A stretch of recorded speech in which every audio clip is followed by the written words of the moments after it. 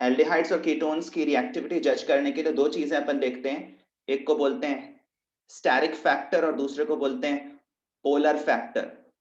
तो carbonyl carbon पर जितना ज्यादा पॉजिटिव चार्ज हो उतना ही कार्बोनिल कंपाउंड की रिएक्टिविटी बढ़ेगी, ये तो है पोलर फैक्टर।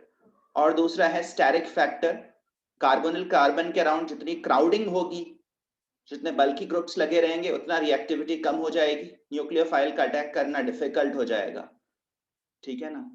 इसी वजह से कीटोन्स लेस रिएक्टिव हैं यूजुअली एल्डिहाइड्स के कंपैरिजन में। एल्डिहाइड्स में functional group end of the chain पर लगा हुआ है, एक तरफ हाइड्रोजन लगा हुआ है, कार्बोनिल कार्बन के एक साइड में हाइड्रोजन है, जिस वजह से स्टेरिक हिंड्रेंस कम है, ठीक है ना। हाँ, उनमें भी जो बेंजीन रिंग से अटैच्ड कार्बोनिल ग्रुप्स होते हैं उनकी रिएक्टिविटी और भी कम हो जाती है, जैसे एसिटोफिनॉन, बेंजोफिनॉन, बेंजल्डिहाइड। इनकी रिएक्टिविटी नॉर्मल एल्डिहाइड्स और कीटोन से कम है, क्योंकि यहाँ पर बेंजीन रिंग के साथ कॉन्जुगेशन होने के कारण कार्बोनिल कार्बन पर पार्शियल पॉजिटिव चार्ज कम हो जाता है, वो बेंजीन रिंग से इलेक्ट्रॉन विथड्रॉ करता है रेजोनेंस इफेक्ट के चलते, और उससे कार्बोनिल कार्बन का इलेक्ट्रोफिलिक नेचर कम हो जाता है। तो हम कई सारे न्यूक्लियोफिलिक एडिशन रिएक्शंस पर बात कर सकते हैं। उसी सिलसिले को आगे बढ़ाते हैं। तो जो जनरल रिएक्शन है वो है न्यूक्लियोफिलिक एडिशन रिएक्शन।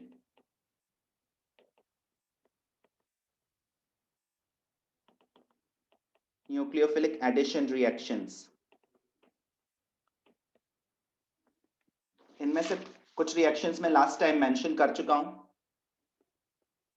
उनको एक बार फिर शॉर्टली मेंशन करता हूं। ये कोई कार्बोनिल कंपाउंड है, इसकी रिएक्शन HCN के साथ करा सकते हैं। HCN की जगह हम ये कॉम्बिनेशन भी यूज कर सकते हैं, फर्स्ट स्टेप में KCN और सेकेंड स्टेप में हाइड्रोलिसिस। पहले KCN से रिएक्शन कराएंगे तो ऑक्सीजन पर नेगेटिव चार्ज हो जाएगा, और उसके बाद एसिडिक हाइड्रोलिसिस कर देंगे तो वहां पर OH ग्रुप जनरेट हो जाएगा। इस वाली रिएक्शन से फंक्शनल कार्बन पर OH और साइनाइड दोनों ग्रुप्स आ जाएंगे। इस तरह के कंपाउंड्स को अपन साइनोहाइड्रेंस कहते हैं, जिनमें हाइड्रोक्सी ग्रुप भी हो और साइनाइड ग्रुप भी हो। ये जैम साइनोहाइड्रेंस भी कहे जा सकते हैं, क्योंकि OH और साइनाइड सेम कार्बन पर लगे हुए हैं। और ये एक इंपॉर्टेंट कंपाउंड हो सकता है सिंथेसिस के पॉइंट ऑफ व्यू से। अगर मैं इसका रिडक्शन कर दूं LiAlH4 से या H2 निकल से,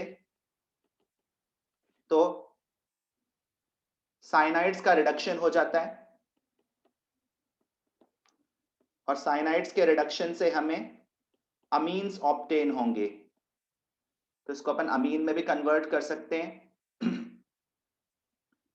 या फिर इसकी अपन सिंपली हाइड्रोलिसिस कर दें। साइनाइड्स की हाइड्रोलिसिस करने से वो कार्बोक्सिलिक एसिड्स में कन्वर्ट हो सकते हैं। साइनाइड की हाइड्रोलिसिस करेंगे तो वो कार्बोक्सिलिक एसिड में कन्वर्ट हो जाएंगे। तो ये अल्फा हाइड्रोक्सी एसिड्स हैं, ऐसे कार्बोक्सिलिक एसिड जिनके अल्फा कार्बन पर OH ग्रुप लगा हुआ है। तो एक रिएक्शन तो ये हुई, ये न्यूक्लियोफिलिक एडिशन रिएक्शन है, क्योंकि फर्स्ट स्टेप में न्यूक्लियोफाइल कार्बोनिल कार्बन पर अटैक कर रहा है। इस रिएक्शन के बारे में हमने लास्ट टाइम बात की थी। ऐसे ही जो रिडक्शन रिएक्शंस हैं कार्बोनिल कंपाउंड्स के लिए, रिडक्शन रिएक्शंस जैसे LiAlH4 से रिडक्शन और बाद में एसिडिफिकेशन। तो LiAlH4 भी एक हाइड्राइड आयन का सोर्स है। LiAlH4 है, NaBH4 ये सोर्स ऑफ हाइड्राइड आयंस हैं, और हाइड्राइड आयन एक न्यूक्लियोफाइल है जो कि इस फंक्शनल कार्बन पर जाकर अटैक करेगा, इसका पाई बॉन्ड शिफ्ट होगा। तो पहले स्टेप में O- और एक H, ऑक्सीजन पर नेगेटिव चार्ज और फंक्शनल कार्बन पर हाइड्रोजन आ जाएगा, ठीक है ना।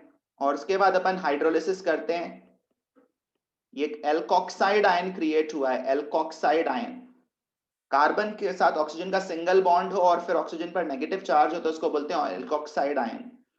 इसकी हाइड्रोलिसिस करने से फिर अल्कोहल ऑब्टेन हो जाएगा। ध्यान रहे जब भी LiAlH4 के साथ रिडक्शन करते हैं कार्बोनिल कंपाउंड्स का तो एक हाइड्रोलिसिस का स्टेप भी इन्वॉल्व रहता है। ये अलग बात है कि किताबों में अक्सर ये सेकंड वाला स्टेप मेंशन ही नहीं करते, लेकिन ये रहता तो हमेशा ही है, भले ही लिखा ना जाए लेकिन हाइड्रोलिसिस करनी पड़ती है LiLH4 के एक्शन के बाद। और बिल्कुल ऐसी ही रिएक्शन NaBH4 की भी होगी। सोडियम बोरोहाइड्राइड LiAlH4 के कंपैरिजन में वीकर रिड्यूसिंग एजेंट है, नेवरदलेस ये कार्बोनिल कंपाउंड्स को, एल्डिहाइड्स और कीटोन्स को तो रिड्यूस कर देता है। NaBH4 एल्डिहाइड्स और कीटोन्स को रिड्यूस कर देता है लेकिन कार्बोक्सिलिक एसिड्स को नहीं कर पाता। LiAlH4 comparatively stronger, more expensive reducing agent है, ये कार्बोक्सिलिक एसिड्स को भी रिड्यूस कर देता है। ठीक है, और कुछ न्यूक्लियोफिलिक एडिशन रिएक्शंस देखते हैं। ग्रिग्नार्ड रिएजेंट के साथ जो रिएक्शन होती है वो भी न्यूक्लियोफिलिक एडिशन रिएक्शन ही है। ग्रिग्नार्ड रिएजेंट के साथ कार्बोनिल कंपाउंड्स की रिएक्शन में ऑलरेडी मेंशन कर चुका हूं एक प्रीवियस रिवीजन क्लास में। Grignard reagent basically alkanide ion का सोर्स होता है, R- आयन का। R- ion as a nucleophile carbonyl carbon पर अटैक करेगा, ऑक्सीजन पर नेगेटिव चार्ज आएगा, उसको न्यूट्रलाइज करने के लिए आप उसके साइड में MgX को प्लेस कर सकते हैं।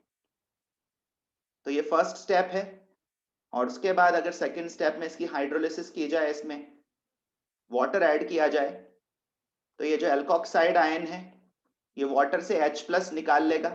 एसिडिक मीडियम रखोगे तो और आसानी हो जाएगी क्योंकि H+ आयंस अवेलेबल हो जाएंगे। इस तरह से अल्कोहल में कन्वर्ट हो जाएगा ग्रिग्नार्ड रिएजेंट के एक्शन से भी। ये भी न्यूक्लियोफिलिक एडिशन रिएक्शन है। इसी तरह से एल्काइनाइड आयन से भी आप रिएक्शन करा सकते हो। एल्काइनाइड आयन से भी कार्बोनिल कंपाउंड्स की रिएक्शन कराई जा सकती है और बाद में फिर से एसिडिक हाइड्रोलिसिस। तो अगर आप रिएक्शंस में प्रोडक्ट लिखने का पैटर्न समझ रहे हैं तो आपको समझ में आ जाएगा कि ये जो न्यूक्लियोफाइल है ये कार्बोनिल कार्बन पर जाकर ऐड हो जाएगा, अटैच हो जाएगा। तो इस तरह का प्रोडक्ट हमें ऑब्टेन होगा। ये एल्काइनाइड आयन हम कैसे ऑब्टेन करते हैं? शायद आपको पता हो जो टर्मिनल एल्काइंस होते हैं वो वीकली एसिडिक होते हैं। टर्मिनल एल्काइंस मतलब ऐसे एल्काइंस जिनमें ट्रिपल बॉन्ड चेन के एंड पर हो, ऐसे टर्मिनल एल्काइंस वीकली एसिडिक होते हैं। थोड़ा सा एसिडिक कैरेक्टर उनमें होता है। एल्केन्स और एल्कीन्स के कंपैरिजन में टर्मिनल एल्काइंस मोर एसिडिक होते हैं। और अगर आप उनकी रिएक्शन एक वेरी स्ट्रॉन्ग बेस से कराते हो जैसे सोडामाइड से, तो सोडामाइड में ये जो NH2- है ये वेरी वेरी स्ट्रॉन्ग बेस है और ये very very strong base terminal alkyne का H+ पुल कर लेगा और एल्काइनाइड आयन बनेगा। ये बेसिकली एक एसिड बेस रिएक्शन है, प्रोटॉन ट्रांसफर रिएक्शन। तो इस तरह का एल्काइनाइड आयन भी हम एज अ न्यूक्लियोफाइल एल्डिहाइड्स या कीटोन्स पर अटैक कराने के लिए यूज कर सकते हैं। ठीक है, इसके अलावा एल्डिहाइड्स और कीटोन्स की एक इंपॉर्टेंट न्यूक्लियोफिलिक एडिशन रिएक्शन है acetal formation. Hemi acetal and acetal formation.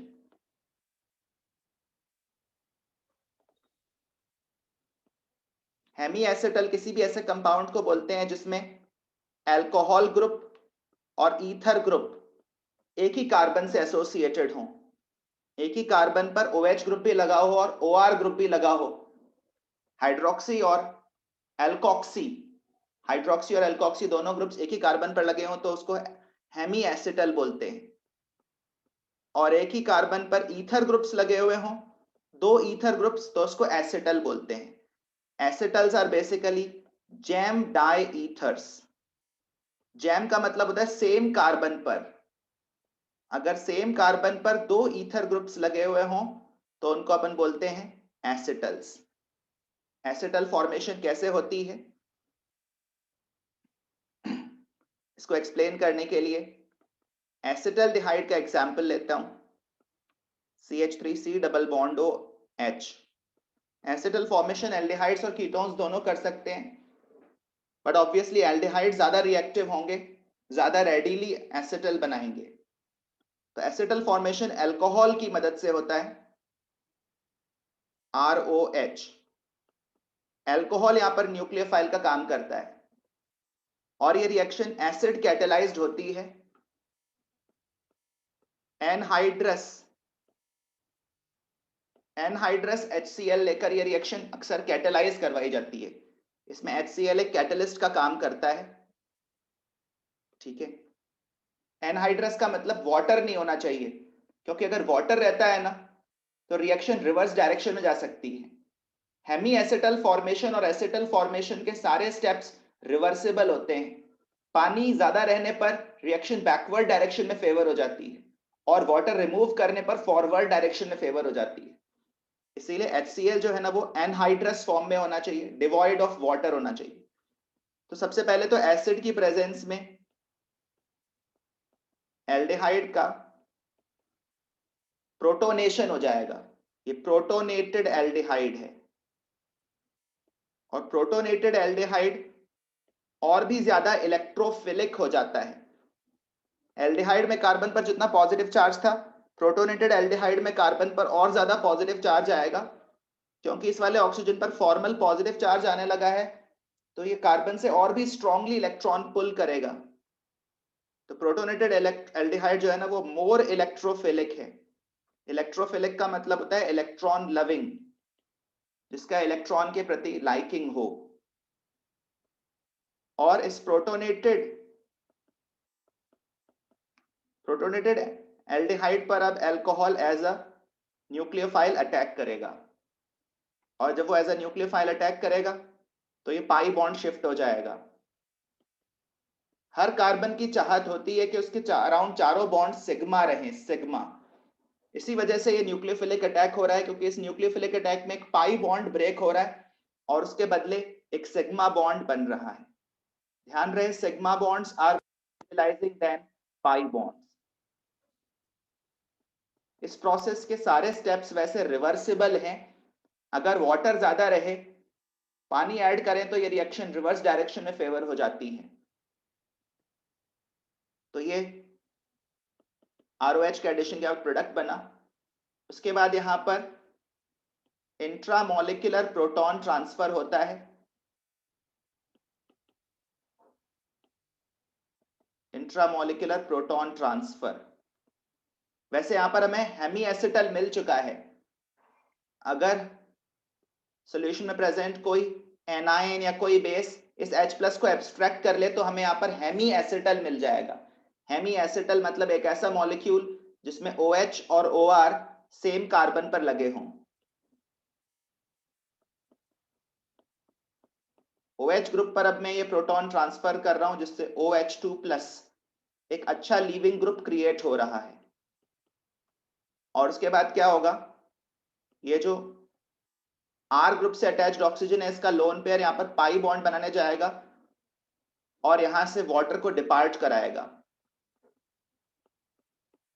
Water के डिपार्चर के बाद ये सबस्ट्रेट ऑब्टेन हुई, ये प्रोडक्ट ऑब्टेन हुआ। अब इस पर एक और अल्कोहल मॉलिक्यूल अटैक करेगा। एक अल्कोहल मॉलिक्यूल के अटैक करने पर हेमी एसिटल बनता है, जो कि इस स्टेज पर एक्चुअली बन चुका था। यहां से अगर अपन डीप्रोटोनेशन कर देते तो हमें हेमी एसिटल मिल जाता, लेकिन अभी मैं एक और अल्कोहल मॉलिक्यूल का एडिशन करवाना चाह रहा हूं। दो अल्कोहल मॉलिक्यूल्स के ऐड होने के बाद एसिटल फॉर्म होगा। फिर से यहां पर इलेक्ट्रोफिलिक कार्बन पर अल्कोहल ने अटैक किया, कार्बन के अराउंड टेट्राहेड्रल ज्योमेट्री फिर से इमर्ज करी।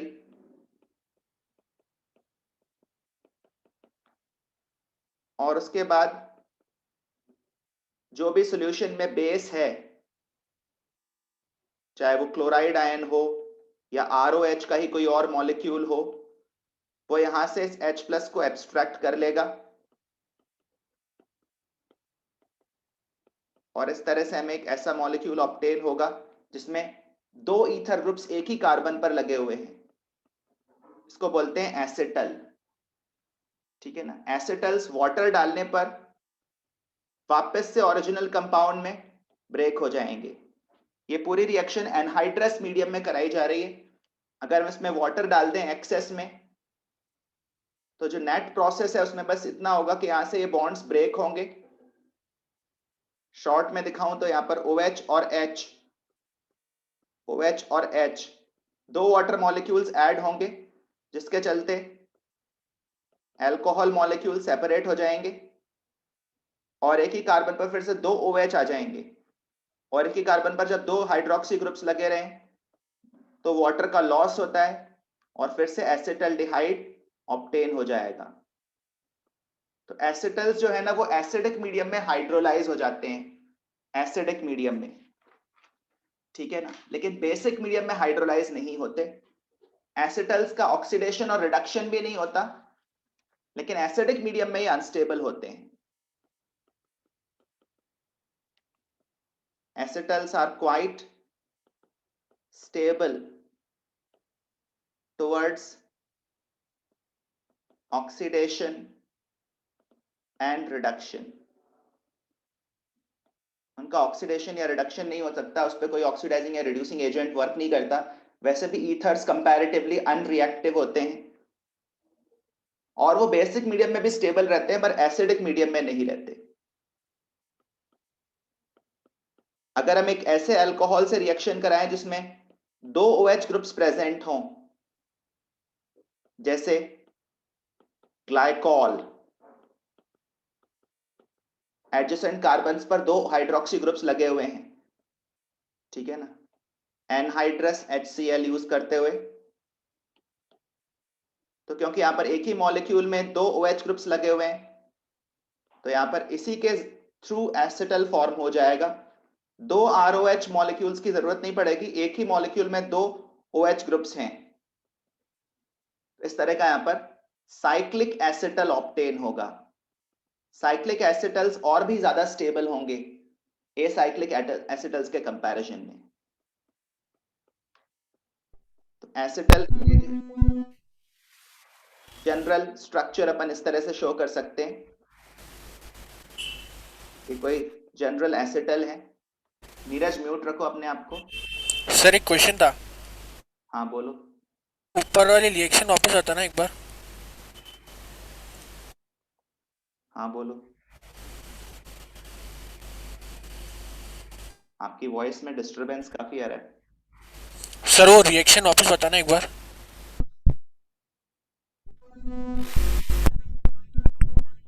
ये है एसिटल फॉर्मेशन की रिएक्शन, बोलो। एसिटल्स को हम प्रोटेक्ट करने के लिए यूज कर सकते हैं। कभी किसी रिएक्शन में एल्डिहाइड या कीटोन को प्रोटेक्ट करना हो तो एसिटल बना के प्रोटेक्ट कर सकते हैं। बेसिक मीडियम में अगर आप एसिटल को हाइड्रोलाइज करना चाहोगे तो कोई रिएक्शन नहीं होगी, ठीक है ना। अगर आप इसको ऑक्सीडाइज करना चाहोगे या रिड्यूस करना चाहोगे, H जो है वो रिडक्शन का सिंबल है, O ऑक्सीडेशन का सिंबल है, तो भी कोई रिएक्शन नहीं होगी, ठीक है ना। इसी वजह से हम एसिटल्स को as a protecting group use कर सकते हैं। Can be used to protect the aldehydic or keto group from an unwanted reaction, from any unwanted reactions। जैसे एग्जाम्पल के तौर पर अगर मेरे पास ये सबस्ट्रेट हो, इसमें एक कीटो ग्रुप भी है और एक एसिड ग्रुप भी है, और इसको मुझे कन्वर्ट करना हो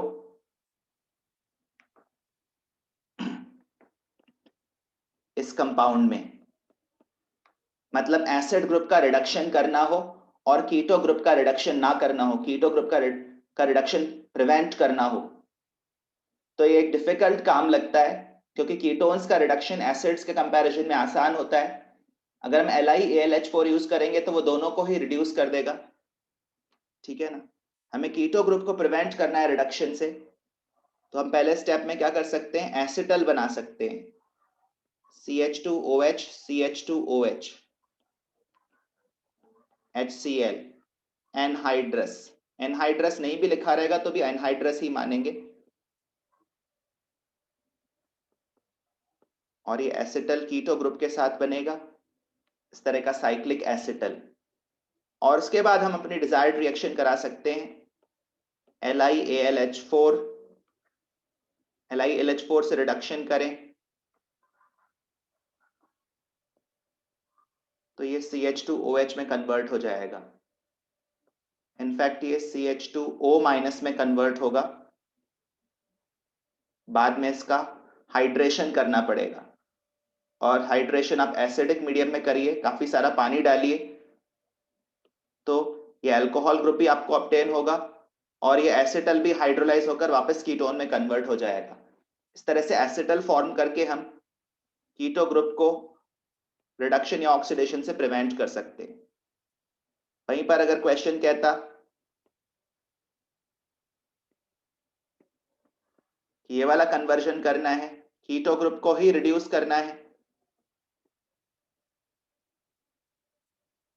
कीटो ग्रुप को इसमें रिड्यूस करना है OH में, तो अपन NaBH4 यूज कर सकते थे।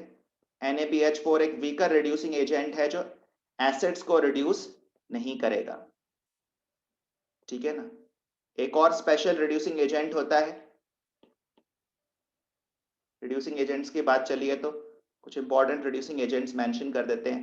ZnHg as a catalyst use करते हुए HCl का एडिशन, HCl से रिएक्शन, इसमें कीटो ग्रुप CH2 ग्रुप में कन्वर्ट हो जाएगा, लेकिन एसिड ग्रुप पर कोई फर्क नहीं पड़ेगा। इस रिएक्शन को बोलते हैं क्लीमेंसन्स रिडक्शन।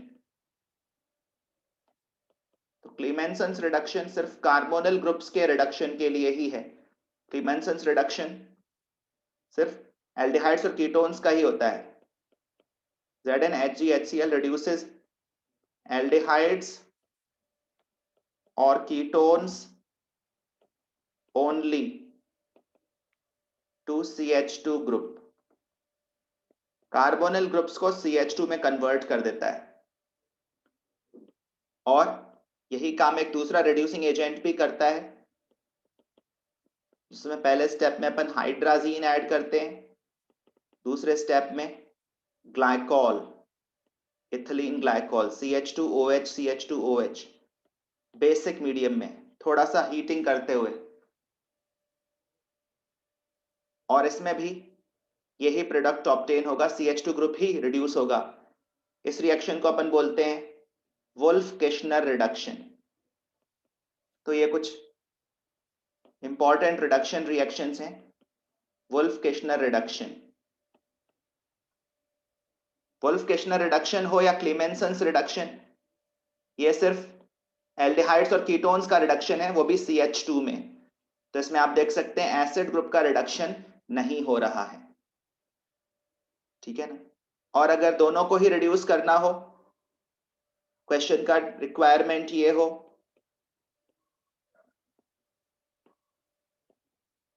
कि आप दोनों को ही अल्कोहल में रिड्यूस कर दें, CH2OH CHOH में रिड्यूस कर दें, तो फिर आप क्या यूज करेंगे, LiAlH4, लिथियम एल्यूमिनियम हाइड्राइड। ये कीटोन्स को भी अल्कोहल में और एसिड्स को भी अल्कोहल में कन्वर्ट कर देगा। लेकिन अगर सिर्फ एसिड को ही रिड्यूस करना हो और कीटो ग्रुप को बचाना हो, तो अपन एसिटल बनाएंगे। एसिटल एक प्रोटेक्टिंग ग्रुप का काम करेगा। Acetal acts as a protecting group, और एसिटल्स रिड्यूस या ऑक्सीडाइज नहीं होते हैं, ठीक है ना। इसी तरह का एक और एग्जाम्पल लेते हैं। मान लो किसी क्वेश्चन में रिक्वायरमेंट है कि हमें इस कंपाउंड को COOET, जिसमें एक एस्टर ग्रुप भी है और एक कीटो ग्रुप भी है, इसको कन्वर्ट करें इस तरह के कंपाउंड में। CHOH,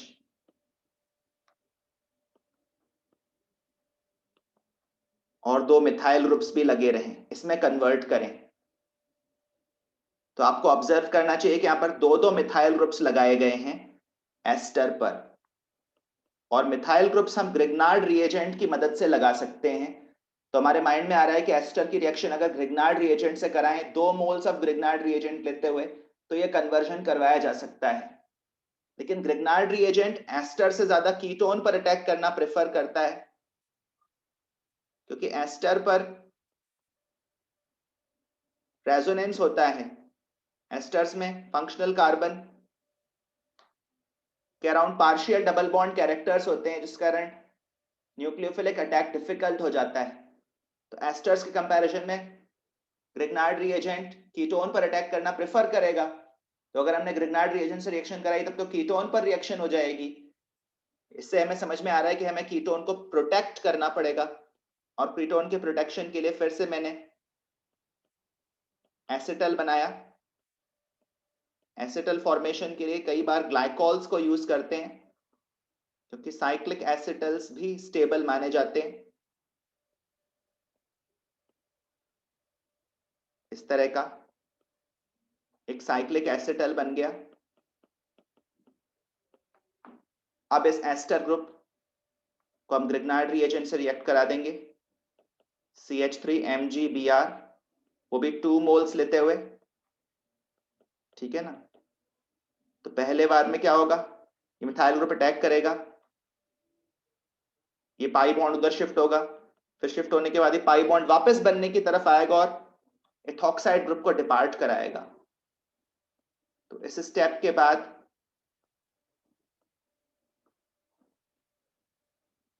के बाद हमें कीटोन ऑब्टेन हो जाएगा। लेकिन हमने 2 मोल ग्रिग्नार्ड रिएजेंट लिया है, तो ग्रिग्नार्ड रिएजेंट एक बार फिर अटैक करेगा और 2 मिथाइल ग्रुप्स फंक्शनल कार्बन पर लग जाएंगे। इसके बाद अब हम हाइड्रोलिसिस करेंगे, acid hydrolysis. Excess of water डाल दो। वाटर डालने से ना सिर्फ ये अल्कोक्साइड ग्रुप न्यूट्रलाइज हो जाएगा, बल्कि एसिटल्स भी हाइड्रोलाइज हो जाएंगे और कीटो ग्रुप रीजनरेट हो जाएगा। इस तरह से हम डिजायर्ड प्रोडक्ट ऑब्टेन कर पाएंगे। यहां पर भी हमने देखा कि एसिटल ने कीटो ग्रुप को प्रोटेक्ट करने का काम किया है, ठीक है ना। तो एसिटल्स इंपॉर्टेंट हैं। आपने बायोमोलिक्यूल्स चैप्टर में भी हेमी एसिटल फॉर्मेशन के बारे में पढ़ा होगा। हेमी एसिटल्स के कंपैरिजन में एसिटल्स ज्यादा स्टेबल हैं। हेमी एसिटल्स तभी स्टेबल होते हैं जब कोई स्टेबल रिंग बन रही हो। Cyclic hemiacetals are more stable. चलिए और कुछ एडिशन रिएक्शंस देखने की तरफ आते हैं। Addition of sodium bisulphite, sodium bisulphide,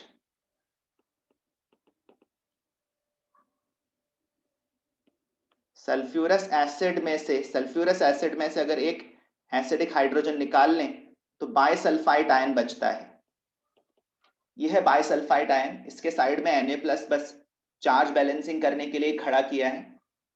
और ये बाइसल्फाइड आयन भी कार्बोनिल कार्बन्स पर अटैक करता है। ये स्पेशली एल्डिहाइड्स के साथ ज्यादा रिएक्ट करता है, बल्कि होने के कारण। कीटोन्स में ये सिर्फ एसीटोन और साइक्लोहेक्सेनोन के साथ ज्यादा रिएक्ट करता है, ठीक है।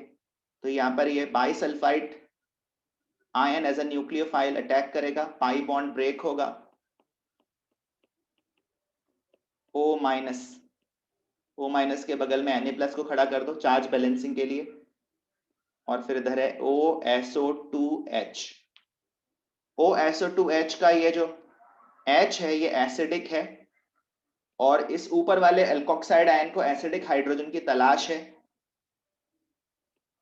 इस वजह से ये ऊपर वाला ऑक्सीजन यहां से H+ एब्स्ट्रैक्ट कर लेगा। H+ के एब्स्ट्रैक्शन के बाद फाइनल प्रोडक्ट के फॉर्म में हमें ये सब्सटेंस ऑब्टेन होगा, OSO2Na। ये फाइनल एडिशन प्रोडक्ट है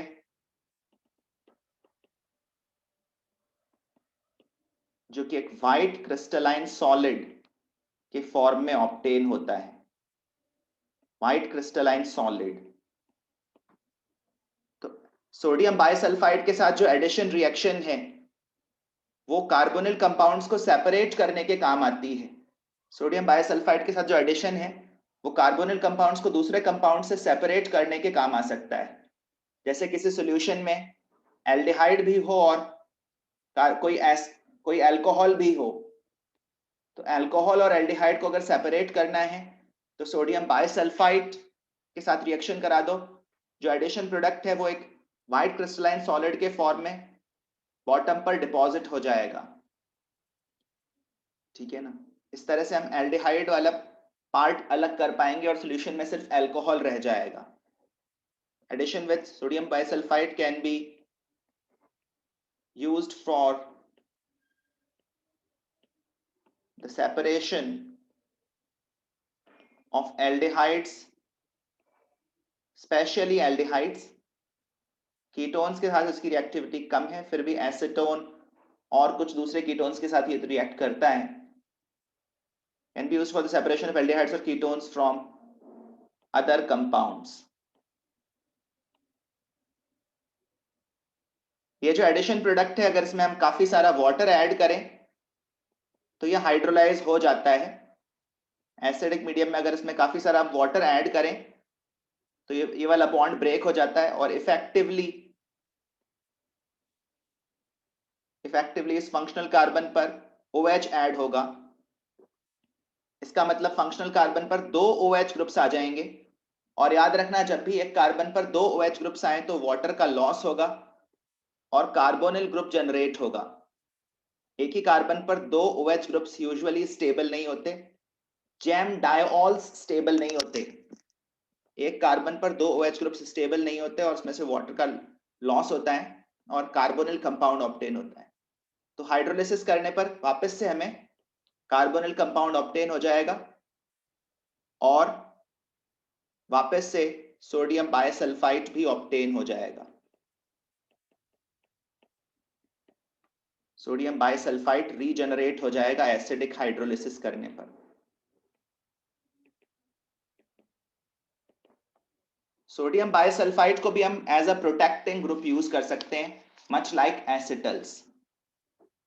तो ये एडिशन ऑफ सोडियम बाइसल्फाइड वाली रिएक्शन हुई। एक और इंपॉर्टेंट एडिशन रिएक्शन है addition of alpha bromo acetate. Addition of alpha bromo acetate with zinc. Zinc के साथ अल्फा ब्रोमो एसिटेट का एडिशन, इस रिएक्शन को बोलते हैं रिफॉर्मेट्स्की रिएक्शन। Reformatsky reaction. ये रिएक्शन भी कुछ हद तक ग्रिग्नार्ड रिएजेंट जैसी रिएक्शन ही है। ये है carbonyl compound alpha bromo acetate. किसको बोलेंगे? CH3COO, इस ग्रुप को एसिटेट ग्रुप बोलते हैं। CH3COO इस ग्रुप को एसिटेट ग्रुप कहा जाता है और इस एसिटेट ग्रुप में अगर ब्रोमीन लगा हो तो ये अल्फा ब्रोमो एसिटेट हो गया। और राइट वाले ऑक्सीजन पर आप कोई भी दूसरा एल्काइल ग्रुप लगा सकते हो, जैसे एथाइल भी लगा सकते हैं। तो इसको अपन एथाइल अल्फा ब्रोमो एसिटेट नाम दे सकते हैं। देखा जाए तो ये एस्टर का डेरिवेटिव है। C double bond O group ये एक एस्टर होता है। ठीक है ना। एल्काइल एल्केनोएट, एल्काइल एल्केनोएट ये एस्टर्स की नेमिंग होती है। तो ये अल्फा ब्रोमो एसिटेट हो गया। सबसे पहले इसकी रिएक्शन अगर अपन जिंक के साथ कराएं तो जिंक यहां पर कुछ उसी तरह से ऑर्गेनोमेटेलिक कंपाउंड बनाता है जैसे ग्रिग्नार्ड रिएजेंट होता है। जैसे ग्रिग्नार्ड रिएजेंट में Mg2+ जो होता है ना, वो R- के साथ और X- के साथ, R- मतलब एल्काइल एनायन के साथ और X माइनस मतलब हैलाइड आयन के साथ आयनिक बॉन्ड बनाता है। वैसे यहाँ पर Zn2+ जो है वो CH2 माइनस COOET और Br माइनस इनके साथ आयनिक बॉन्ड बना लेगा। जिंक ऐड करने पर यह सब्सटेंस हमें ऑब्टेन होगा। और फिर अगर इस सब्सटेंस को हम कार्बोनिल कंपाउंड पर रिएक्ट करवाएंगे तो इसका न्यूक्लियोफिलिक पार्ट ये है और ये न्यूक्लियोफिलिक पार्ट यहां पर कार्बोनिल कार्बन पर अटैक करेगा। फिर से ये पाई बॉन्ड ब्रेक होगा, O माइनस ZnBr+। काफी हद तक ग्रिग्नार्ड रिएजेंट जैसी ही रिएक्शन है, बस R माइनस आयन की जगह CH2 माइनस COOET है।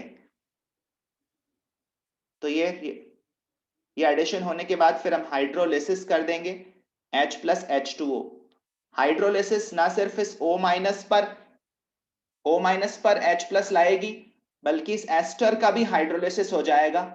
शायद आप लोग जानते हैं एस्टर्स में अगर काफी सारा वाटर ऐड कर दें एसिडिक मीडियम में तो एस्टर्स अपने पेरेंट कंपाउंड्स में कन्वर्ट हो जाते हैं और एस्टर का पेरेंट कंपाउंड होता है कार्बोक्सिलिक एसिड एंड अल्कोहल। तो ये एस्टर भी हाइड्रोलाइज हो जाएगा और हमें कुछ इस तरह का कंपाउंड ऑब्टेन होगा।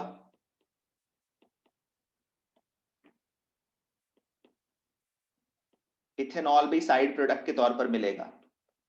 ये जो कंपाउंड हमें ऑब्टेन हुआ है ये एक एसिड है जिसके बीटा पोजीशन पर हाइड्रोक्सी ग्रुप लगा हुआ है, तो इसको अपन बीटा हाइड्रोक्सी एसिड कहेंगे।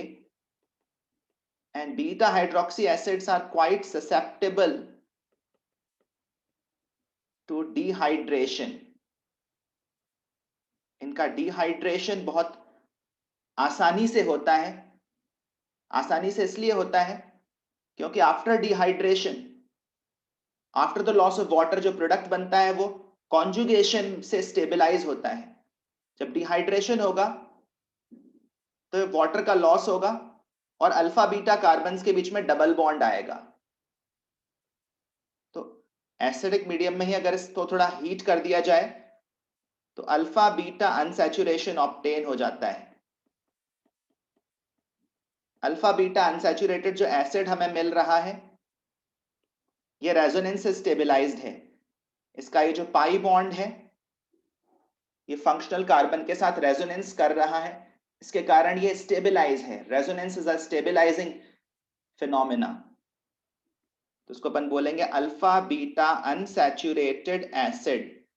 डबल बॉन्ड आने से अनसैचुरेशन आया है, अल्फा बीटा अनसैचुरेटेड एसिड को कहा जाएगा। तो ये है रिफॉर्मेट्स की रिएक्शन। फिर से एक बार देख लें। रिफॉर्मेट्स की रिएक्शन में हम अल्फा ब्रोमो एसीटेट यूज करते हैं। अल्फा ब्रोमो एसीटेट एसेंशियली ये सब्सटेंस है और इसमें जब अपन जिंक ऐड करते हैं तो जिंक आयन बन जाता है और दो एनायंस बन जाते हैं। इस तरह का एक आयनिक कंपाउंड बन जाता है जिसमें ये न्यूक्लियोफाइल है और ये कार्बोनिल कंपाउंड पर अटैक करेगा और बाद में जब हम हाइड्रोलिसिस कर देंगे तो हमें बीटा हाइड्रोक्सी एसिड ऑब्टेन होगा। एस्टर का भी हाइड्रोलिसिस हो जाएगा और एसिड में कन्वर्ट हो जाएगा। और थोड़ा सा भी अगर इन्हीं कंडीशंस में हमने थोड़ा भी हीट कर दिया, वार्म कर दिया तो बहुत आसानी से डिहाइड्रेशन हो जाता है, क्योंकि ये जो अल्फा बीटा अनसैचुरेटेड एसिड है ये रेजोनेंस से स्टेबलाइज्ड है। ठीक है ना। तो एक इंपॉर्टेंट एडिशन रिएक्शन ये भी है।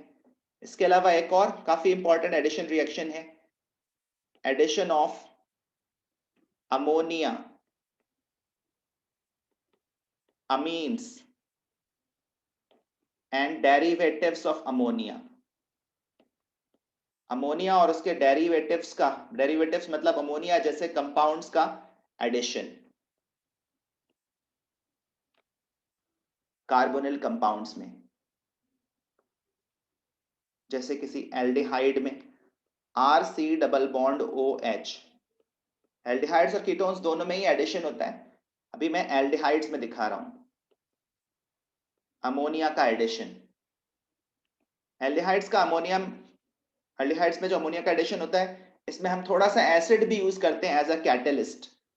ये प्रोसेस एसिड कैटलाइज्ड होती है। तो पहले अमोनिया ने अटैक किया एज अ न्यूक्लियोफाइल। ये सारी रिएक्शंस में न्यूक्लियोफिलिक एडिशन हो रहा है। इन सब में एक बात कॉमन है, न्यूक्लियोफाइल कार्बोनिल कार्बन पर अटैक कर रहा है। ठीक है, उसके बाद ये एडिशन प्रोडक्ट बना। एडिशन प्रोडक्ट में ऑक्सीजन पर नेगेटिव चार्ज है और नाइट्रोजन पर पॉजिटिव चार्ज आ रहा है। नेगेटिव चार्ज को न्यूट्रलाइज करने के लिए ऑक्सीजन NH3 से एक H+ एब्स्ट्रैक्ट करेगा।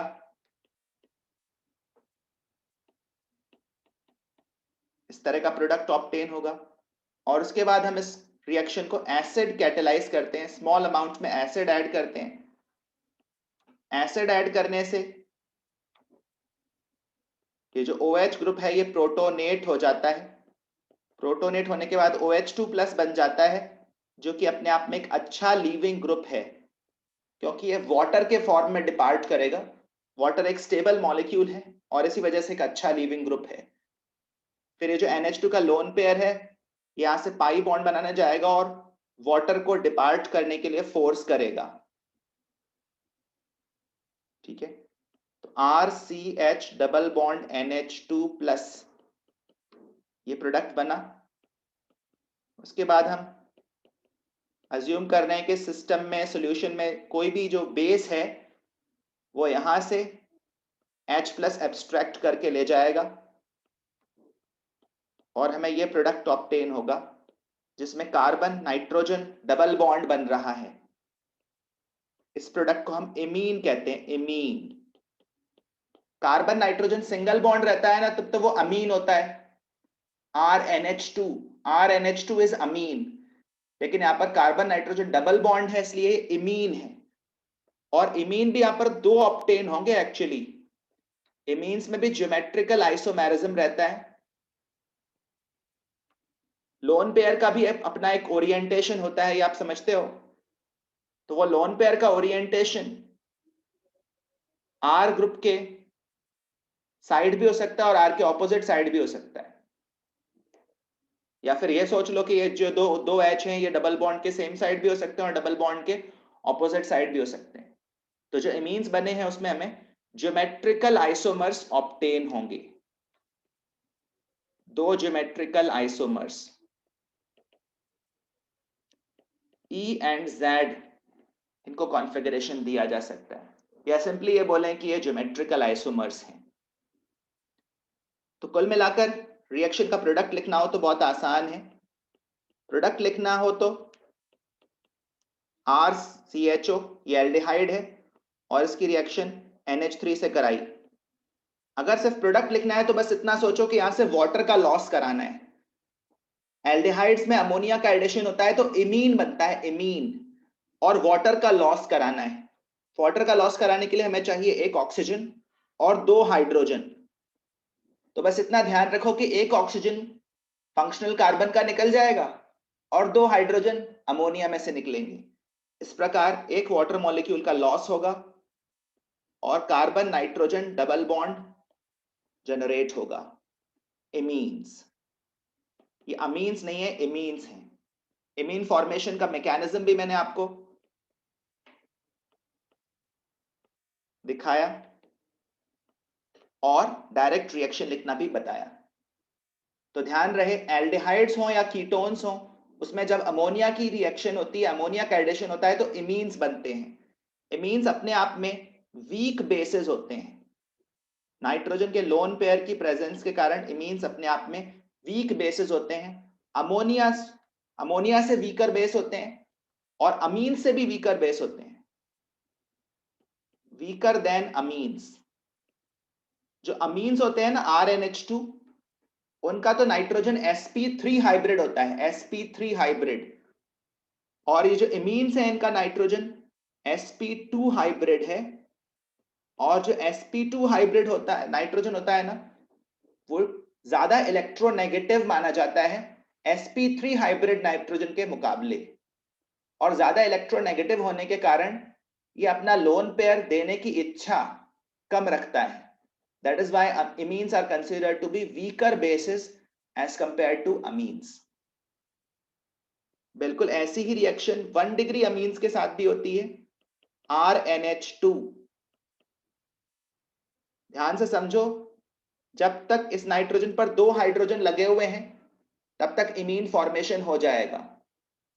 तो इस नाइट्रोजन के 2 हाइड्रोजन और एल्डिहाइड का एक ऑक्सीजन, कुल मिलाकर वाटर का लॉस होगा और इमीन ऑब्टेन होगा।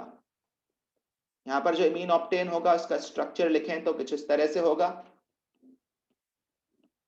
NH की जगह NR है यहां पर, और यहां पर भी हमें पेयर ऑफ ज्योमेट्रिकल आइसोमर्स मिलेंगे, RCH डबल बॉन्ड N।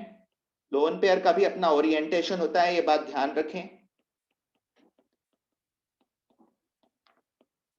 इसके कारण लोन पेयर एल्काइल ग्रुप की साइड है, उसके ऑपोजिट साइड है, इसके आधार पर हमें ज्योमेट्रिकल आइसोमर्स मिलेंगे। तो 1 डिग्री या प्राइमरी अमीन्स, याद रखना 1 डिग्री अमीन्स हो या अमोनिया हो, दोनों के दोनों कार्बोनिल कंपाउंड से रिएक्ट करके इमीन फॉर्म करते हैं, ये भी इमीन है। अब देखते हैं इनके डेरिवेटिव्स की रिएक्शंस। कोई भी कार्बोनिल कंपाउंड हो, अमोनिया का एक डेरिवेटिव NH2OH है, इसको अपन हाइड्रोक्सिल अमीन कहते हैं। NH2OH को बोलते हैं हाइड्रोक्सिल अमीन। इसमें मैंने क्या किया, इसमें मैंने NH3 का एक H हटाकर OH लगा दिया है, तो ये अमोनिया का ही डेरिवेटिव माना जाएगा। ये बात समझ में आ रही है आपको? ये अमोनिया का डेरिवेटिव माना जाएगा। और यहां पर भी सिमिलर प्रोसेस होगी, H2 और O वाटर का लॉस होगा। ये भी एसिड कैटेलाइज्ड प्रोसेस है, जिसका मैकेनिज्म मैं ऊपर दिखा चुका हूं, बार बार दिखाने की जरूरत नहीं है। तो यहां पर भी 2 ज्योमेट्रिकल आइसोमर्स ऑब्टेन होंगे, इस तरह का कंपाउंड ऑब्टेन होगा जिसको अपन ऑक्साइन कहते हैं। ये सारे नाम आपको याद रखने की जरूरत है। NH2OH को बोलते हैं हाइड्रोक्सिल अमीन, और जो एडिशन प्रोडक्ट बनता है उसको बोलते हैं ऑक्साइन। ऐसी और भी कई रिएक्शंस हैं यहाँ पर। NH2NH2, इसको भी अपन अमोनिया का ही डेरिवेटिव मान रहे हैं, अमोनिया से सिमिलर मॉलिक्यूल है, इसको हाइड्राजीन कहते हैं, हाइड्राजीन। और हाइड्राजीन के साथ रिएक्शन होगी तो फिर से वाटर का लॉस होगा और ये प्रोडक्ट ऑब्टेन होगा। इस एडिशन प्रोडक्ट को बोलते हैं हाइड्राजोन। तो हाइड्राजीन के साथ रिएक्शन होने पर जो एडिशन प्रोडक्ट मिला वो है हाइड्राजोन। और भी हैं, एक होता है फिनाइल हाइड्राजीन। हाइड्राजीन में भी एक हाइड्रोजन हटाकर फिनाइल ग्रुप लगा दिया, इसको बोलते हैं फिनाइल हाइड्राजीन।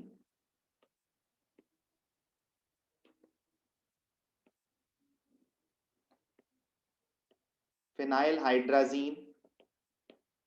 फिर से यहां पर वाटर का लॉस होगा, एडिशन प्रोडक्ट बनेगा, यहां से 2 हाइड्रोजन और कार्बोनिल ऑक्सीजन मिलाकर वाटर का लॉस।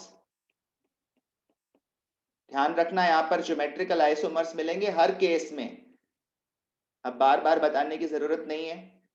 लोन पेयर का भी अपना स्पेसिफिक ओरिएंटेशन होगा, इस वजह से ज्योमेट्रिकल आइसोमर्स मिलेंगे। फिनाइल हाइड्राजीन के एडिशन से जो प्रोडक्ट मिलता है उसको बोलते हैं फिनाइल हाइड्राजोन। Phenyl hydrazone.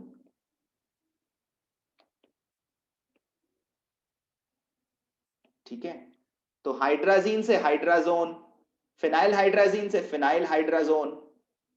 और इसी सिलसिले में एक और इंपॉर्टेंट रिएक्शन है जो कि एक टेस्ट का भी काम करती है, वो होती है 2,4 डाइनाइट्रोफिनाइल हाइड्राजीन के साथ। ये जो फिनाइल हाइड्राजीन है, इसमें 2 और 4 पोजीशन पर अगर नाइट्रो ग्रुप लगा दिया जाए तो इस कंपाउंड को बोलते हैं 2,4 डाइनाइट्रो फिनाइल हाइड्राजीन। ये हाइड्राजीन का ही डेरिवेटिव है, NH2NH2 होता तो हाइड्राजीन होता, पर उस पर ये फिनाइल ग्रुप लगा दिया, और फिनाइल में भी 2 और 4 पोजीशन पर नाइट्रो लगा हुआ है, तो ये 2,4 डाइनाइट्रोफिनाइल हाइड्राजीन है। ठीक है ना, इसको शॉर्ट में 2,4 DNP हाइड्राजीन भी बोलते हैं, 2,4 DNP हाइड्राजीन। और एडिशन प्रोडक्ट क्या बनेगा सोचो, कार्बोनिल ग्रुप पर जाकर ये वाला नाइट्रोजन ऐड हो जाएगा, वाटर का लॉस हो जाएगा, सारे कार्बोनिल कंपाउंड्स ये रिएक्शन अंडरगो करेंगे, aldehydes as well as ketones. और इस पर्टिकुलर केस में जो प्रोडक्ट मिलता है वो एक ऑरेंज कलर का सॉलिड होता है, ऑरेंज कलर के प्रेसिपिटेट के फॉर्म में मिलता है। इसको 2,4 DNP हाइड्राजोन कह सकते हैं, 2,4 DNP हाइड्राजोन। और जब भी किसी रिएक्शन में कोई स्पेसिफिक ऑब्जर्वेशन हो जो दूसरे रिएक्शन से अलग हो, कोई कलर चेंज हो, किसी पर्टिकुलर कलर का सब्सटेंस ऑब्टेन हो या कोई प्रेसिपिटेट ऑब्टेन हो, तो वो रिएक्शन एक टेस्ट का काम कर सकती है, जैसा कि ये रिएक्शन भी करती है। इस पर्टिकुलर रिएक्शन को बोलते हैं 2,4 DNP टेस्ट, 2,4 DNP टेस्ट। और ये आइडेंटिफिकेशन का काम करता है for aldehydes and ketones, identification for carbonyl compounds. Aldehydes और कीटोन्स को ही कार्बोनिल कंपाउंड्स कहते हैं। सारे एल्डिहाइड्स और कीटोन्स ये रिएक्शन अंडरगो करेंगे। तो ये सब सिमिलर रिएक्शंस हैं, चाहे NH3 के साथ हो या 1 डिग्री अमीन्स के साथ हो, NH2OH के साथ हो, hydrazine, phenyl hydrazine, 2,4 dinitrophenyl hydrazine. In fact एक और है इसी सिलसिले में, एक और रिएक्शन, वो भी हाइड्राजीन के डेरिवेटिव के साथ ही है, NH2NH C double bond ONH2। ये कुछ यूरिया जैसा सब्सटेंस ऐड हो गया है, NH2CO NH2 को यूरिया कहते हैं, ठीक है ना। और इस तरह की एक यूनिट NH3 में अगर ऐड हो जाए तो इसको बोलते हैं सेमी कार्बाजोन, सॉरी सेमी कार्बाजाइड। इस कंपाउंड को बोलते हैं सेमी कार्बाजाइड। यहां पर भी सिमिलर रिएक्शन होगी, सिमिलर मैकेनिज्म, प्रोडक्ट को बोलते हैं सेमी कार्बाजोन। तो ये सारे नाम, ये सारे रिएक्शंस, ये सारे स्ट्रक्चर्स आपको याद रहने चाहिए और ये याद लिखकर ही होंगे, ठीक है ना। 2 डिग्री अमीन्स जो होते हैं, 2 डिग्री या सेकेंडरी अमीन्स, वो भी कार्बोनिल कंपाउंड्स के साथ रिएक्ट करते हैं, लेकिन वो इमीन्स नहीं बनाते, वो इनामीन्स बनाते हैं, इनामीन्स। 2 डिग्री या सेकेंडरी अमीन्स रिएक्ट करते हैं with carbonyl compounds having alpha hydrogens, carbonyl compounds having an alpha hydrogen. Alpha hydrogen मतलब कार्बोनिल कार्बन के पास वाले कार्बन पर हाइड्रोजन होना चाहिए, कार्बोनिल कार्बन के पास वाले कार्बन पर हाइड्रोजन, तो उसको अपन अल्फा हाइड्रोजन बोलते हैं। ऐसे कार्बोनिल कंपाउंड्स के साथ ये रिएक्ट करते हैं to form enamines, in and amines, ठीक है। तो इनकी रिएक्शन कैसे होगी, इसको एक पर्टिकुलर एग्जांपल से समझने की कोशिश करते हैं। जैसे ये एसिटल्डिहाइड है, एक सिंपल एल्डिहाइड जिसमें अल्फा कार्बन पर हाइड्रोजन प्रेजेंट है, अल्फा कार्बन पर हाइड्रोजन प्रेजेंट है, और इसकी रिएक्शन में करा रहा हूं एक 2 डिग्री अमीन से। 2 डिग्री अमीन तो समझते ही होंगे, एक ऐसा अमीन जिसमें 2 एल्काइल ग्रुप्स अटैच्ड हों नाइट्रोजन से। तो सबसे पहले ये एज अ न्यूक्लियोफाइल अटैक करेगा, CH3 CHO minus NH plus MeMe। अब ये O माइनस जो है वो यहां से H+ एब्स्ट्रैक्ट कर लेगा ताकि एक अल्कोहल बन जाए, एक न्यूट्रल मॉलिक्यूल ऑब्टेन हो जाए। ये रिएक्शन भी एसिड कैटेलाइज्ड होती है, एसिड कैटेलाइज्ड। तो पहले एसिडिफिकेशन करवाएं, एसिड की प्रेजेंस में ये इनामिन फॉर्मेशन होगा, एसिड कैटेलाइज्ड रिएक्शन होती है, ध्यान रहे। तो इस OH पर प्रोटोनेशन होगा और एक अच्छा लीविंग ग्रुप H2O क्रिएट होगा। H2O क्रिएट होने के बाद इस नाइट्रोजन का लोन पेयर उस वाटर को डिपार्ट करने के लिए फोर्स करेगा, वाटर डिपार्ट कर जाएगा और इस तरह का एक कार्बोकेटायन बन जाएगा जो कि रेजोनेंस स्टेबलाइज्ड होगा। ये जो प्रोडक्ट बना है इसके 2 रेजोनेंस स्ट्रक्चर्स लिख रहा हूं।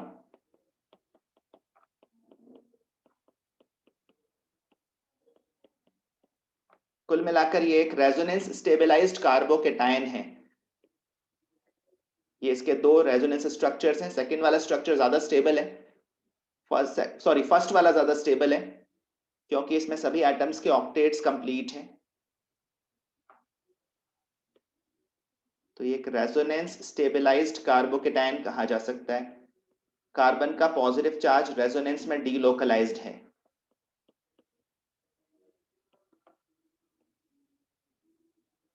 फिर यहां पर अगर अपन हाइपर कॉन्जुगेशन स्ट्रक्ट करवाएं तो इस वाले सिग्मा बॉन्ड के इलेक्ट्रॉन्स इसको सप्लाई किए जा सकते हैं। ये माना जा सकता है कि सॉल्यूशन में प्रेजेंट वाटर इस H+ को एब्स्ट्रैक्ट कर रहा है और carbon carbon double bond create हो रहा है। तो ये जो प्रोडक्ट ऑब्टेन हुआ है इसको आप ध्यान से देखें। इसमें नाइट्रोजन है, अमीन है ये, और कार्बन कार्बन डबल बॉन्ड भी है। तो ईन ग्रुप भी है और अमीन ग्रुप भी है, इसलिए इसको बोलते हैं इनामीन। जैसे इनॉल्स होते हैं ना, वैसे ये इनामीन है। इनामीन अपन किसी और केस में लिखकर देखते हैं क्या बनेगा। CH3 C double bond O CH3 और दूसरा 2 degree amine CH3 NH CH3। Acid catalysed reaction होती है। तो बेसिकली प्रोडक्ट के पॉइंट ऑफ व्यू से सोचें तो ये वाला जो कार्बन है वो इस वाले नाइट्रोजन से अटैच होगा और इस वाले कार्बन का अपने पड़ोस वाले कार्बन के साथ डबल बॉन्ड बनेगा। बस ये प्रोडक्ट फॉर्मेशन के लिए डायरेक्ट थिंकिंग है, इस हिसाब से बना दीजिए। ये जो कार्बन है अपने पड़ोस वाले कार्बन के साथ डबल बॉन्ड बना रहा है, at the same time nitrogen के साथ भी जोड़ रहा है। तो इस तरह से हमें ये इनामीन ऑब्टेन होगा। तो डायरेक्ट प्रोडक्ट लिखना भी आना चाहिए और कुछ कुछ केसेस में मैकेनिज्म भी आना चाहिए। यही सही अप्रोच होगी। अगर आप सोचोगे कि मैं हर रिएक्शन का मैकेनिज्म जान लूं, हर रिएक्शन के 100% डिटेल समझ लूं, तो वो भी बहुत ज्यादा हो जाएगा और मैनेज नहीं होगा। जो इंपॉर्टेंट रिएक्शंस हैं उनके मैकेनिज्म समझने हैं और कुछ कुछ रिएक्शंस में डायरेक्ट प्रोडक्ट लिखना भी सीखना है।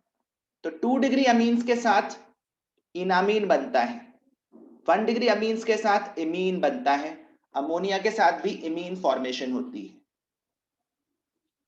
ठीक है, तो ये कुछ इंपॉर्टेंट रिएक्शंस थी। अपन ने एल्डिहाइड्स और कीटोन्स के रिडक्शन के बारे में बात करी। LiLH AlH4 NaBH4 ZnHgHCl। ZnHgHCl क्या करता है? एल्डिहाइड हो या कीटोन, उसको डायरेक्टली किस में कन्वर्ट कर देता है? कॉरेस्पॉन्डिंग एल्केन में।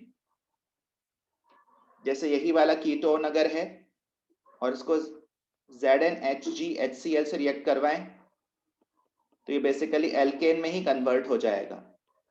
ये क्लीमेंसन्स रिडक्शन है।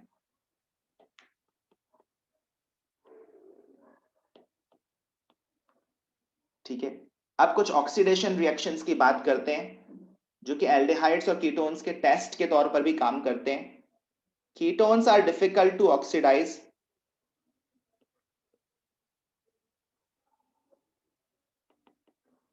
कीटोन्स को ऑक्सीडाइज करना डिफिकल्ट है। नॉर्मल कंडीशंस में कीटोन्स ऑक्सीडाइज नहीं होंगे। हाँ, अगर आप बहुत ही विगरस कंडीशंस यूज करें तो ब्रेक होकर ऑक्सीडाइज हो जाते हैं, जैसे ब्यूटेनोन है। और अगर हम hot acidic KMnO4 as an oxidising agent use करें, KMnO4 एक स्ट्रॉन्ग ऑक्सीडाइजिंग एजेंट होता है और हॉट एसिडिक कंडीशंस में काफी स्ट्रॉन्ग माना जाता है। ऐसे सिचुएशन में फिर क्या होगा, ये कीटोन ब्रेक हो जाएगा, फंक्शनल ग्रुप के पास वाले कार्बन कार्बन बॉन्ड्स ब्रेक हो जाएंगे। ठीक है ना। नॉर्मली जो छोटा कीटो ग्रुप की एक साइड अगर छोटा चेन है और दूसरी साइड बड़ा चेन है, तो ये जो कीटो ग्रुप है ना, ये छोटे चेन के साथ जाता है नॉर्मली। जैसे अपन यहां देख रहे हैं कि कीटो ग्रुप के लेफ्ट में एक कार्बन है और राइट में 2 कार्बन है, तो जिधर कम कार्बन है ना, कीटो ग्रुप उस साइड जाएगा और कार्बोक्सिलिक एसिड में कन्वर्ट होगा। तो लेफ्ट से भी कार्बोक्सिलिक एसिड CH3COOH और राइट वाले ग्रुप से भी कार्बोक्सिलिक एसिड CH3COH। ध्यान रहे, ऑक्सीडेशन का फाइनल प्रोडक्ट कार्बोक्सिलिक एसिड्स ही हैं। कार्बोक्सिलिक एसिड्स फर्दर ऑक्सीडाइज नहीं होते। कार्बोक्सिलिक एसिड्स में बस एक फॉर्मिक एसिड है जो फर्दर ऑक्सीडाइज हो जाता है। कुछ किताबों में लिखा रहता है कि फॉर्मिक एसिड सही मायनों में एसिड है भी नहीं, ये एक ट्रू एसिड नहीं है। ट्रू एसिड इसलिए नहीं है क्योंकि इसमें ये HCO ग्रुप भी दिख रहा है, एल्डिहाइड जैसी फीलिंग भी आ रही है यहां से, यहाँ पर एल्डिहाइड ग्रुप भी दिख रहा है और इस वजह से ये फर्दर ऑक्सीडाइज हो जाता है। ऑक्सीडाइज होकर ये CO2 और H2O में कन्वर्ट हो जाता है। अदरवाइज दूसरे कार्बोक्सिलिक एसिड्स तो फर्दर ऑक्सीडाइज नहीं होते। तो कीटोन्स तो ऑक्सीडाइज करना मुश्किल है under very strong oxidising conditions.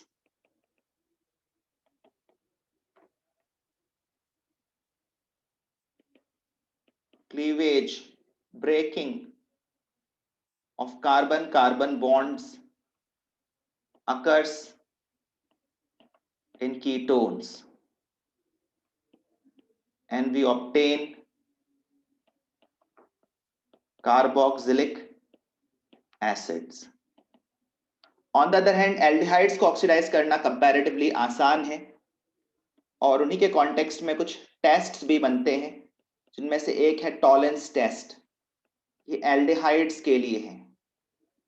Tollens test किसके लिए है? एल्डिहाइड्स के लिए। अगर कोई सब्सटेंस टॉलेंस टेस्ट दे रहा है या ये बोलते हैं कि पॉजिटिव टॉलेंस टेस्ट दे रहा है, इसका मतलब वो एल्डिहाइड है। एल्डिहाइड्स के अलावा formic acid and alpha hydroxy ketones,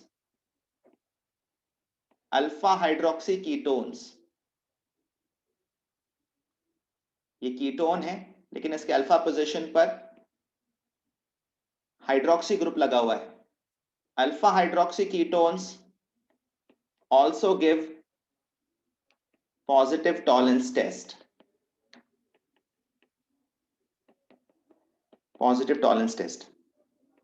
Tolerance test basically एक ऑक्सीडेशन की रिएक्शन है। टॉलेंस रिएजेंट जिसको बोलते हैं वो अमोनियकल सिल्वर नाइट्रेट है। अमोनियकल सिल्वर नाइट्रेट। सिल्वर नाइट्रेट का एक्वा सॉल्यूशन जो होगा उसमें हम अमोनिया ऐड कर देंगे। अमोनिया मिक्स करने पर एक कॉम्प्लेक्स आयन बनता है AgNH3 होल ट्वाइस प्लस। ठीक है ना। और यही बेसिकली रिएक्टिंग स्पीशीज है। रिएक्टिंग स्पीशीज यही है AgNH3 होल ट्वाइस प्लस।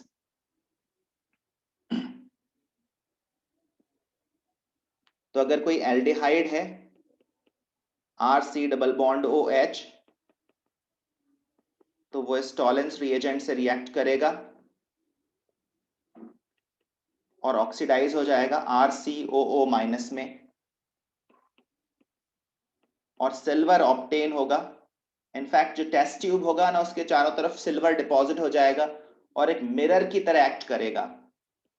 उसमें आप रिफ्लेक्शन भी देख पाओगे। इसीलिए इस टेस्ट को कई बार सिल्वर मिरर टेस्ट भी कहते हैं।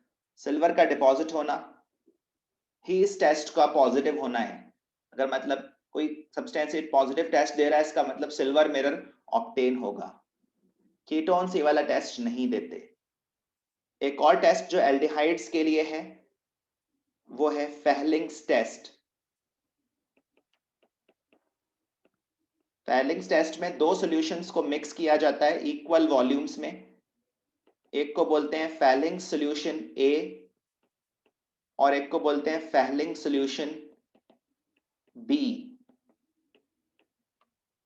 फेहलिंग्स सॉल्यूशन ए जो होता है उसमें कॉपर सल्फेट होता है, copper sulphate, aqueous copper sulphate Fehling solution A होता है। और फेहलिंग सॉल्यूशन बी में सोडियम पोटेशियम टार्टरेट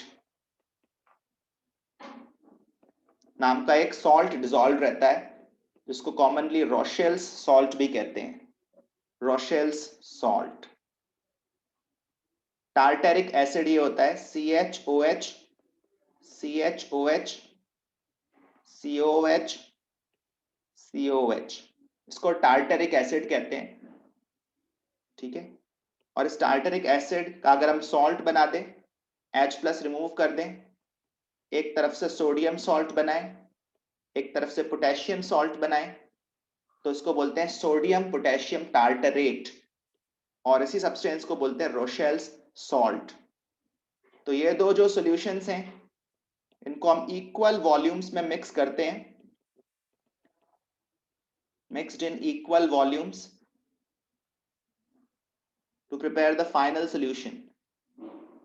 और जो फाइनल सॉल्यूशन ऑब्टेन होता है उसमें फिर हम एल्डिहाइड या कीटोन ऐड करते हैं। कीटोन्स ऑब्वियसली ये टेस्ट नहीं देंगे, सिर्फ एल्डिहाइड ही देंगे। And aldehyde to the final solution.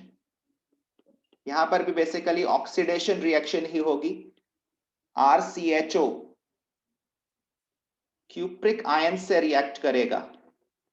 जो कॉपर सल्फेट है इसके जरिए हमें क्यूप्रिक आयंस मिलेंगे। क्यूप्रिक आयंस खुद रिड्यूस होंगे और एल्डिहाइड्स को ऑक्सीडाइज करेंगे। ये रिएक्शन भी थोड़ा बेसिक मीडियम है, थोड़े बेसिक मीडियम में हो रही है, इसलिए हमें कार्बोक्सिलिक एसिड नहीं कार्बोक्सिलेट आयन मिलेगा। साथ साथ Cu2O क्यूप्रस ऑक्साइड नाम का सब्सटेंस मिलेगा, क्यूप्रस ऑक्साइड। ठीक है ना, इस रिएक्शन में वाटर का भी प्रोडक्शन होगा। पूरी बैलेंस रिएक्शन मैं नहीं लिख रहा हूं। तो ये भी एसेंशियली ऑक्सीडेशन है। और ये जो क्यूप्रस ऑक्साइड नाम का कंपाउंड है ये रेडिश ब्राउन कलर का होता है। रेडिश ब्राउन प्रेसिपिटेट अगर मिल रही है इसका मतलब एल्डिहाइड प्रेजेंट था। पर ध्यान रहे एरोमेटिक एल्डिहाइड्स ये टेस्ट नहीं देते। RCHO की जगह अगर ARCHO होता, फिनाइल ग्रुप होता, तो यहां पर रिएक्शन नहीं होती। ठीक है ना, एरोमेटिक एल्डिहाइड्स जैसे बेंजल्डिहाइड, बेंजल्डिहाइड ये टेस्ट नहीं देगा। कौन सा test? Fehling's test. Don't give Fehling's test. इसके अलावा और भी एक टेस्ट है जिसका नाम है आयोडोफॉर्म टेस्ट। आयोडोफॉर्म टेस्ट में इनोलेट आयन का फॉर्मेशन इन्वॉल्व है। इनोलेट आयन फॉर्मेशन से ही रिलेटेड एक और रिएक्शन है जिसको बोलते हैं एल्डोल कंडेंसेशन। और एल्डोल कंडेंसेशन जिन एल्डिहाइड्स या कीटोन्स में नहीं हो पाता उनमें एक दूसरी रिएक्शन होती है जिसको बोलते हैं कैनेजारो रिएक्शन। Cannizzaro reaction. तो ये तीन इंपॉर्टेंट रिएक्शंस अभी एल्डिहाइड्स और कीटोन्स की बचती हैं। Iodoform test, aldol condensation and Cannizzaro reaction. इनको हम थोड़ा सा मैकेनिज्म के पॉइंट ऑफ व्यू से पढ़ेंगे, प्रोडक्ट्स लिखना सीखेंगे। क्रॉस एल्डोल कंडेंसेशन क्या होता है, इंट्रामोलिकुलर एल्डोल कंडेंसेशन क्या होता है, मेजर प्रोडक्ट कैसे डिसाइड करते हैं, क्रॉस कैनेजारो रिएक्शन कैसे करवाते हैं, इन सब के बारे में अगली रिवीजन क्लास में बात करेंगे, क्योंकि ये चर्चा थोड़ी टाइम कंज्यूमिंग होगी। आज उसके लिए अपने पास डेडिकेटेड टाइम नहीं है, नेक्स्ट टाइम इसको कवर करेंगे।